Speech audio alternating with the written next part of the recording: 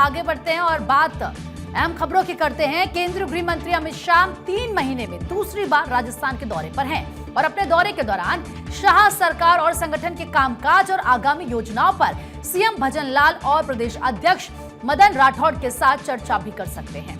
ये दौरा सिर्फ कार्यक्रमों तक सीमित नहीं है, बल्कि इसके जरिए संगठन, सरकार और सुरक्षा व्यवस्था तीनों को लेकर बड़े संदेश दिए जाने हैं। इस दौरान शाह राजस्थान पुलिस अकादमी में आयोजित राज्य स्तरीय समारोह में हाल ही में चयनित 10,000 पुलिस कांस्टेबल को नियुक्ति पत्र भी वितरित करेंगे।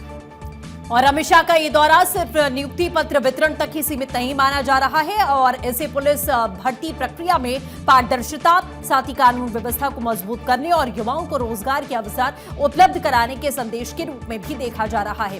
कार्यक्रम में मुख्यमंत्री भजनलाल शर्मा और गृह राज्य मंत्री जवाहर बेगम सहित राज्य सरकार के कई मंत्री रहेंगे। इसके अलावा मुख्य सचिव वी श्रीनिवास और पुलिस महानिदेशक राजीव शर्मा, वरिष्ठ पुलिस अधिकारी भी समारोह का हिस्सा होंगे। माना जा रहा है कि इस अवसर पर शाह प्रदेश में कानून व्यवस्था, पुलिस सुधार और सुरक्षा से जुड़े मुद्दों पर अपने विचार रख सकते हैं। राजस्थान में माहेश्वरी समाज का जोधपुर में 3 दिवसीय माहेश्वरी महाकुंभ कल से शुरू हो गया है और आज केंद्रीय गृह मंत्री अमित शाह और सीएम भजनलाल शर्मा भी आएंगे। सुबह करीब 11 बजे का वक्त बताया जा रहा है जब केंद्रीय गृह मंत्री जोधपुर में आयोजित माहेश्वरी अधिवेशन में शामिल होंगे। इसके साथ ही यहां पर आयोजित ग्लोबल एक्सपो कार्यक्रम में भी शिरकत करेंगे। इस आयोजन में देश विदेश से उद्योग, व्यापार और निवेश से जुड़े हुए प्रतिनिधि भाग लेने वाले हैं। कार्यक्रम में माहेश्वरी समाज के साथ साथ कॉर्पोरेट और व्यापारिक जगत के कई दिग्गज भी मौजूद रहेंगे। गृह मंत्री शाह के कार्यक्रम में और क्या खास होगा, इसके लिए हमारे सहयोगी अक्षय राय हमारे साथ में जुड़ चुके हैं। अक्षय, गृह मंत्री अमित शाह के जयपुर दौरे को लेकर, राजस्थान दौरे को लेकर क्या कुछ जानकारी है? कौन कौन से अहम कार्यक्रम हैं जिसमें वो हिस्सा लेने वाले हैं? देखिए, गृह मंत्री अमित शाह कल देर रात जोधपुर पहुंच गए थे। उनकी अगवानी वहां के मुख्यमंत्री भजनलाल शर्मा ने की और एयरपोर्ट स्टेशन पर उनकी अगवानी की गई। तमाम अधिकारी वहां पर मौजूद रहे। कुछ देर बाद एक कार्यक्रम में वहां पर शिरकत करने वाले हैं अमित शाह और माहेश्वरी समाज का ये सम्मेलन है। एक तरफ से कहा जाए तो उद्योग को किस तरह से आगे बढ़ाया जा सकता है, किस तरह से राजस्थान को प्रगति पथ पर लाया जा सकता है, उसको लेकर के कार्यक्रम रखा गया है। अमित शाह का दौरा इसलिए भी महत्वपूर्ण है क्योंकि जयपुर में भी वो कार्यक्रम में शिरकत करने वाले हैं और ये कहा जा रहा है कि लगभग 10,000 से जो ज्यादा कांस्टेबल को नियुक्ति पत्र सौंपना है।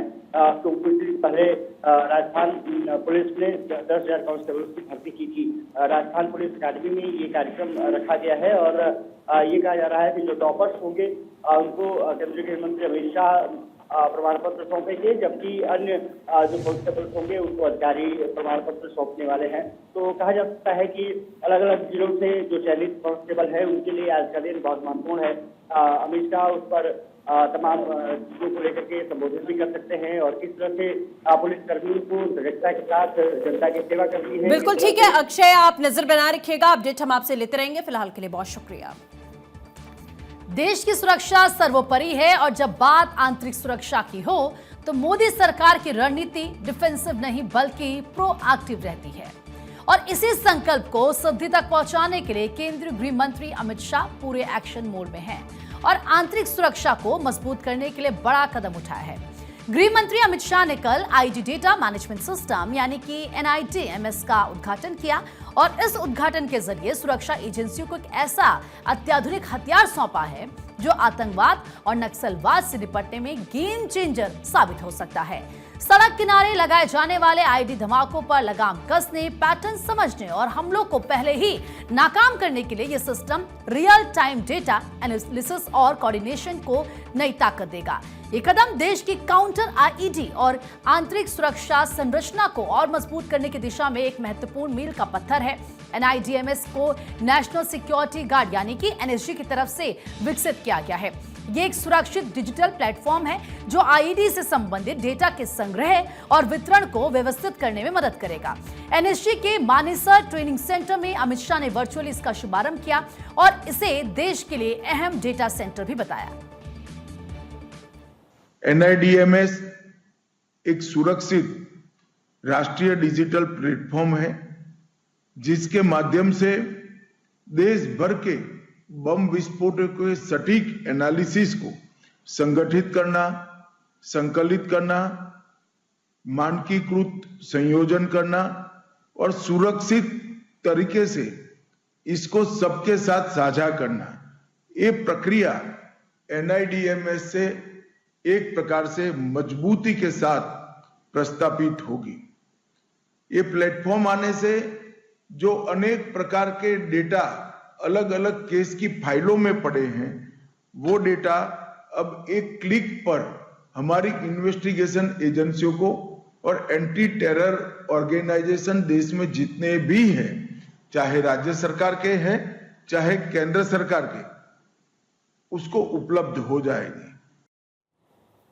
ये पहल सिर्फ तकनीक का उद्घाटन नहीं बल्कि देश की सुरक्षा व्यवस्था को भविष्य के खतरों के लिए तैयार करने का एक ठोस कदम है, जहां पर डेटा हर इनपुट और हर अलर्ट जवानों की जान बचाने में अहम भूमिका निभाएगा।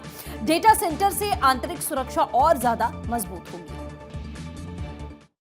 One nation one data repository, इसके माध्यम से अलग अलग न होकर ये पूरा डेटा एक राष्ट्रीय संपत्ति के रूप में हर पुलिस इकाई को उपलब्ध होगा। इससे अभियोजन की गति और गुणवत्ता दोनों में बहुत अच्छा बदलाव आएगा। पैटर्न को भी पकड़ पाएंगे और पैटर्न पकड़ने से वैज्ञानिक साक्ष्य अभियोजन रख पाएगा। और तीसरा, अंतर एजेंसी समन्वय भी बहुत अच्छे तरीके से होगा। आज के दौर में सुरक्षा बलों के लिए सबसे बड़ी चुनौती बना है, लेकिन अब डेटा की शक्ति से इन साजिशों को नाकाम किया जाएगा।